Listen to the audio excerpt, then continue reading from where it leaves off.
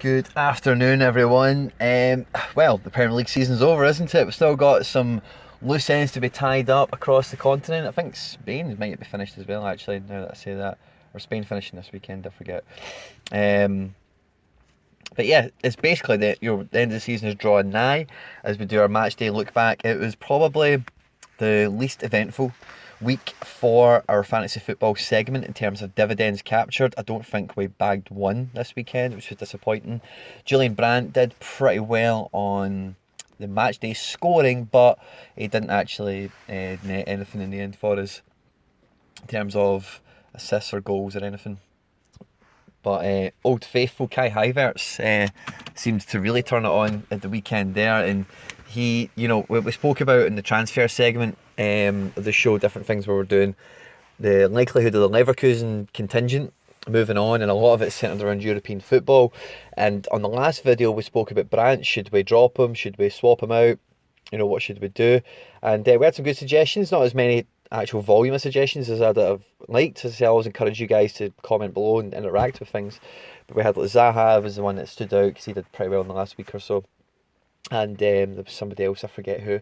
But Havertz has gone from strength to strength. So I think regardless of European qualification, I think Havertz is somebody who's going to be hotly sought after by the likes of your Man Cities and that kind of upper echelon of teams. So his price now could be quite appealing depending on what you think. But there's still a lot to be tied up in Germany. And I did a tweet. I think it's only Leipzig in third place in that top six, the European spots. They're the only team who they can't lose their position on the last day. Dortmund and Bayern are going on the last day. It looks quite favourable for Bayern, and if you think that, then it looks quite favourable for Leverkusen to get the Champions League spot, which means then Julian Brandt's attractive minimum fee that everyone goes on about goes out the window, sort of thing. So it's one of those ones. But in football, you never know. I think most of us would like to see Dortmund win the title, and Frankfurt could turn up. They beat Bayern last year in the cup final, so and then that's Champions League football for them. So you're looking at guys like Jovic and Rebic and Haller. What are they going to do? And there's a lot of stuff going on in the next week in Germany, certainly, and I want to say Italy as well. At least still got some things to be decided and tied up. But the only transfer we managed to pull off is we got All Black sold. I'm sure that was the last day of Spain, actually, because I sold All Black before that.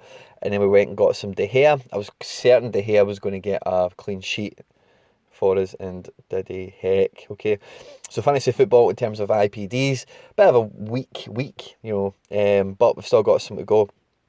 And in the index as a whole, guys, if we look at the market cap, then it's went backwards again, 265 points, so we're looking at it just being just under that 91 mark, which, last week we were between 91 and 92.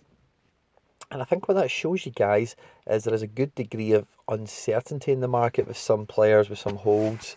And like I said last week, we need to really wait until, the national payday, basically 2 weeks from today, end of the month sort of time, and you'll really see it popping again. So I do urge patience, on all these things. If you look at the portfolio now as it sits, a lot of these players were doing a lot better a few weeks ago, and some of them went backwards. But with the bonus it's on now, it doesn't encourage you to sell, okay? It encourages you to hold. So you really need to use that as your leverage to use your patience against yourself, if that makes sense. Like it costs you more money to change your strategy when this phase is on, because you've got that little carrot at the end for your net buys kind of hanging on. So on a kind of other note, just to give you a bit more content in this video, we bought some Son before the Ajax game, and then we sold them off. We then bought some Werner with that money, made a deposit. Werner dropped in price. We bought some more Werner, and then today, nice coincidence, but he's in the news and he's popping, which is cool. We made another deposit as well, and we bought some Felix because he was nice and cheap. It went a bit cheaper, which doesn't make me regret buying him. It just makes me think I could have held off for another day or two and picked him up a little bit cheaper, which would have been nice. And otherwise, I think did we buy any more of somebody? Yeah, we bought some more Depay. We bought some more De Gea as well, just another £6, just chuck that in there. So we made a few deposits, and we're buying some stuff back in, guys, okay? But the fantasy football team is locked in. Yeah, this is who we're going to be running with throughout the full summer.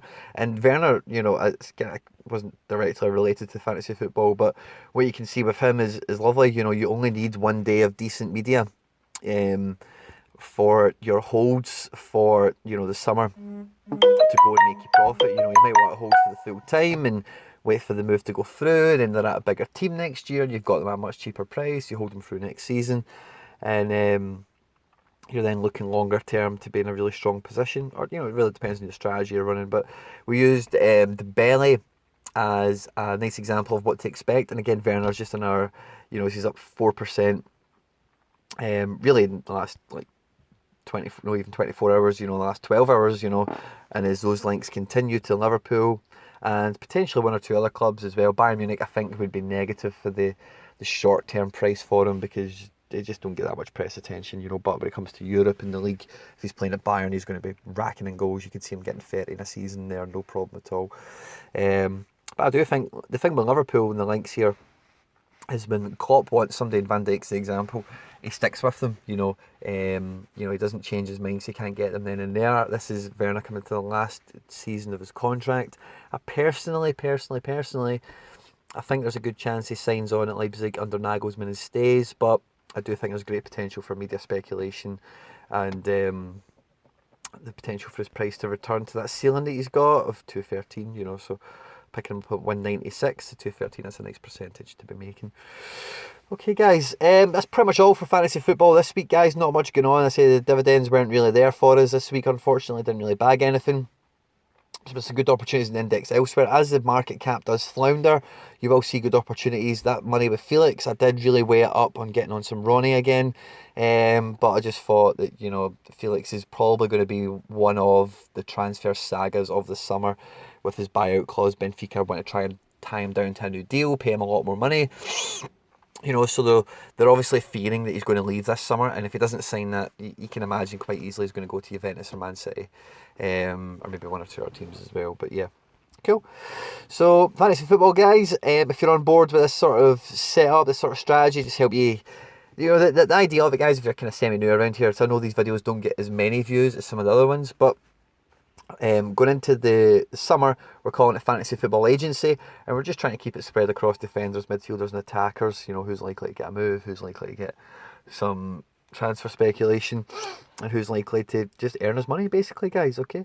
If you are new around here, like, share, subscribe, retweet if you find me on Twitter, guys. I've just discovered the Facebook group, so I'll be putting a post in there as well. All that good stuff, guys. Stay out of trouble, and I'll catch you on the next one. Take care. Bye-bye.